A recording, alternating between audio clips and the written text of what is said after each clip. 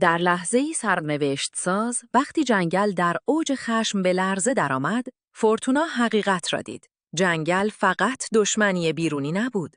آنچه مقابلش ایستاده بود، انعکاس تمام ضعف‌ها، شکست‌ها و ترس‌های خودش بود. او فهمید که تا وقتی از گذشته فرار کند، این سایه‌ها همچنان بر او چیره خواهند شد. با شجاعت، نفس عمیقی کشید و پذیرفت که تمام زخم‌ها و اشتباهات بخشی از وجود اوست.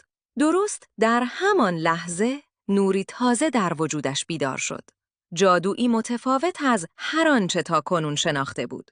جادویی نه برای ویرانی، بلکه برای آرامش، التیام و پیوند. با این نیرو توانست خشم جنگل را آرام کند، سایه ها را پس براند و دوستانش را نجات دهد. سفر او هنوز تمام نشده بود، اما حالا می‌دانست که جادوی واقعی در حقیقت شجاعت و مهربانی نهفته است.